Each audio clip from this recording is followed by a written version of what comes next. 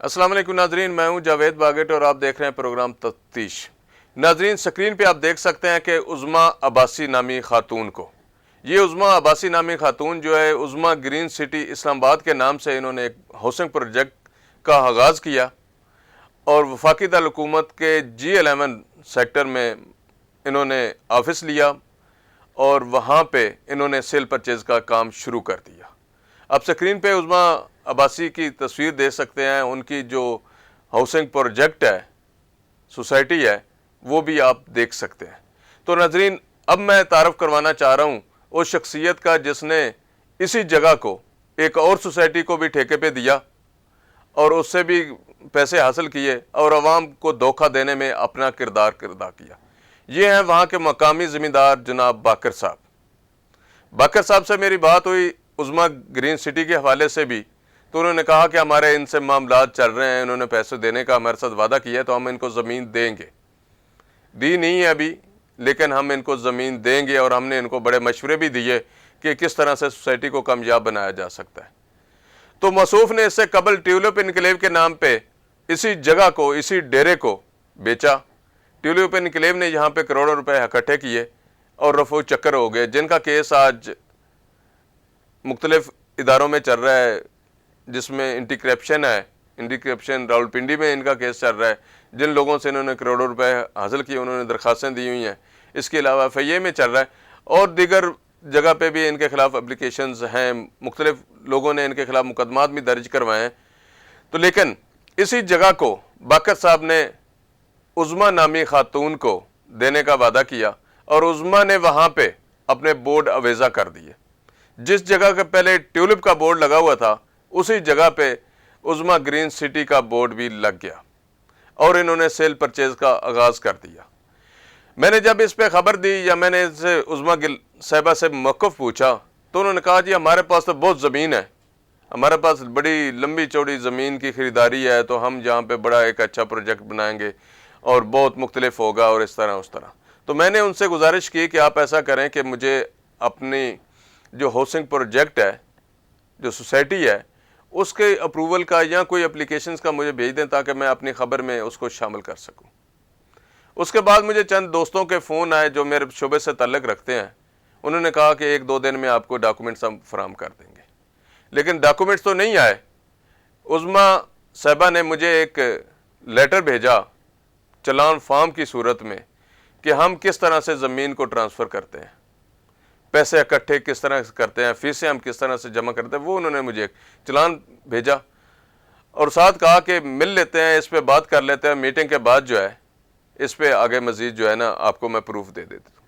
तो मैंने उनसे कहा कि मुझे मिलने की ज़रूरत नहीं, आप ऐसा करें कि जो आपकी अप्रूवल है उसका मुझे कोई ब्लैक एंड वाइट लेटर या कोई भी चीज़ है आप मुझे भेज दें ताकि मैं उसको आगे अपनी ख़बर के साथ जो है ना मौक़िफ़ के तौर पर उसको लगा सकूँ। लेकिन उज़्मा साहिबा ने बजाय उसके वो मुझे भेजती, एक बड़े नामवर सहाफ़ी से, एक मेरे अपने करीबी दोस्त और बड़े अहम ओहदेदार हैं हमारी सहाफ़ती दुनिया में, उनके ज़रिए मुझे कॉल की और कहा कि आप जो है ना इस पे काम ना करें। मैंने कहा ठीक है, काम नहीं करते, आप मुझे बता दें कि किस वजह से काम ना करें, आपके पास कोई अप्रूवल है। हमारे पास बहुत ज़्यादा ज़मीन है और इस तरह उस तरह हम इसको लेके आगे चलेंगे।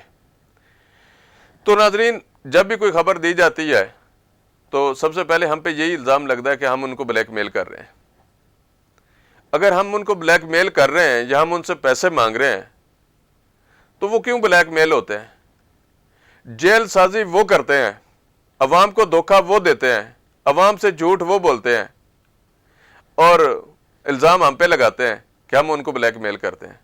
ब्लैकमेल तो वो पूरे पाकिस्तान को कर रही है, समुद्र पार पाकिस्तानियों को कर रही है, उनको धोखा दे रही है, उनसे पैसे बटोर रही है, उनसे पैसे इकट्ठे कर रही है, जेल साजी करके एक जेली सोसाइटी के नाम पे वो पैसे इकट्ठे कर रही है। और वहाँ पे जो मौका फराहम कर रहे हैं जनाब बाकर साहब उनको कि आप जेली हाउसिंग सोसाइटी के नाम को जनाब आगे बढ़ाएं और यहाँ पे प्रोग्राम करें। और बाकर साहब वहाँ पे प्रोग्राम भी करवाते हैं। पहले उन्होंने वहाँ पे ट्यूलिप का प्रोग्राम करवाया, उसके बाद ज़िला कौंसल अटक ने वहाँ पे ऑपरेशन किया, ट्यूलिप को ख़त्म कर दिया। इसके बाद अब عظما گرین سٹی کا بھی پروگرام جناب باقر صاحب نے وہاں پہ اسی جگہ پہ، میں انشاءاللہ اگلے پروگرام میں جس بورڈ پہ اب عظما گرین سٹی کا بینر لگا ہوا ہے نا، اسی جو بورڈ ہے اسی پہ میں آپ کو دکھاؤں گا کہ ٹیولپ انکلیو کا بھی ایک وقت میں بورڈ لگا تھا، اور ٹیولپ انکلیو کے خلاف بھی آپریشن ہوا تھا اور عظما گرین سٹی کے خلاف بھی آپریشن ہوا ہے. لیکن ڈٹھائی یہ ہے کہ اس سلسلے کو اور رنگ دے کے، لوگوں پہ الزام لگا کے، لوگوں کی طرف جا کے اپنے سسٹم کو آگے بڑھانے کی کوشش میں لگے ہوئے ہیں. ہمارا کام خبر دینا ہے، اداروں کو آگاہ کرنا ہے. میں ضلع کونسل اٹک جو ہے اس کو بھی آگاہ کر رہا ہوں، اس کو بھی بتا رہا ہوں. میں نے موقف وہاں کے متعلقہ جو افسران ہیں ان سے لیا تو انہوں نے مجھے بتایا کہ یہاں پہ کوئی کسی قسم کی عظما گرین سٹی کے نام کی اپلیکیشن ہمارے پاس موجود نہیں ہے. میں نے فاٹا بھی بات کی، وہاں سے بھی پتہ کیا کہ عظما گرین سٹی مارکیٹ میں سیل پرچیز کا کام کر رہی ہے، اور اس کے حوالے سے تو انہوں نے کہا ہمارے پاس تو اس نام کی سوسائٹی کو ہم جانتے ہی نہیں، نہ کوئی ہمارے پاس کوئی اپلیکیشن ہے. کسی ادارے میں اپلیکیشن نہیں دی، اور مصطفیٰ فرماتی ہیں کہ ہم جو ہیں بہت لیگل کام کر رہے ہیں، ہمارے خلاف جو ہے نا فیک خبریں لگ رہی ہیں.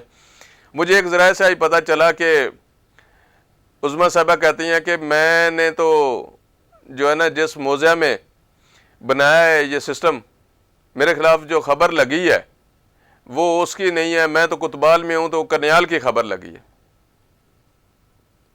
دیکھیں عظما صاحبہ، آپ کتبال کریں، کنیال کریں یا کسی اور موضع میں کریں، آپ جیل سازی کر رہی ہیں، جیلی سوسائٹی کی لوگوں کو فائلیں فروخت کر رہی ہیں. یہ میں نے خبر دی ہے اور یہ حقیقت پہ مبنی خبر ہے. اگر آپ کے پاس کوئی اس کی تردید ہے، یا آپ نے کسی ادارے کو اپلیکیشن بھی دی ہے، یا آپ کے پاس کوئی اس کی اپروول ہے، تو آپ مجھے میرے واٹس ایپ نمبر پہ شیئر کر دیں گے. میں انشاءاللہ معذرت کے ساتھ آپ کی خبر کو چلاؤں گا کہ میں نے غلط کیا. لیکن اگر آپ جیل سازی کرتی رہیں تو میں انشاءاللہ خبر دیتا رہوں گا، چاہے آپ جو بھی الزام لگائیں. تو ناظرین، یہ تھی انفارمیشن. انشاءاللہ اگلے پروگرام میں مزید عظما گرین سٹی کے حوالے سے انفارمیشن کے ساتھ حاضر ہوں گا. اس وقت تک کے لیے اجازت، اللہ حافظ.